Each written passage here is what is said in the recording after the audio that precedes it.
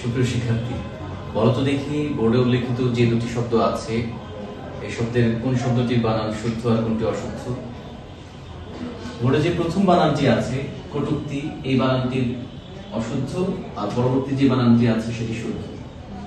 এখন প্রথম বানানটিকে কেন অশুদ্ধ বলছি আর পরটিকে কি কারণে শুদ্ধ বলছি, এই বিষয়টি জানার জন্য বা বোঝার জন্য আমাদের শব্দের গাঠনিক ধরন বা গঠন সম্পর্কে ধারণা থাকতে হবে আমাদের। চলো দেখি আমরা পরবর্তী শব্দের গাঠনিক বিশ্লেষণটি দেখি কি কারণে সেটিকে আমরা শুদ্ধ বলছি। আমরা জানি কটূক্তি শব্দটি আসলে দুটি শব্দের মাধ্যমে গঠিত হয়েছে, দুটি শব্দের মধ্যে সন্ধি হয়ে শব্দটি গঠিত হয়েছে। একটি হচ্ছে কটু, পরবর্তী অংশে যেটি আছে সেটি হচ্ছে উক্তি। এখন সন্ধির নিয়ম অনুযায়ী আমরা জানি প্রথম অংশের অন্তে যদি রস্যউ থাকে এবং পরবর্তী অংশের শুরুতে যদি রস্যউ থাকে, দুটি রস্যউ মিলে কি হয়?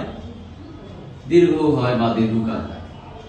এবং সেই অনুযায়ী হচ্ছে কি আসলে এই কটু যোগ উক্তি দুটি মিলে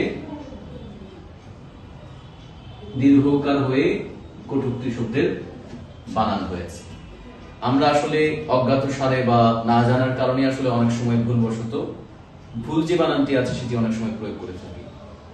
সুতরাং আমরা যদি শব্দের গঠনটা সম্পর্কে আমাদের ধারণা থাকে বা গঠনটা জেনে যদি আমরা শব্দটি পড়ি, এক্ষেত্রে ভুল হওয়ার কোনো আশঙ্কা নেই। আশা করি বুঝতে পেরেছো। ধন্যবাদ সবাই।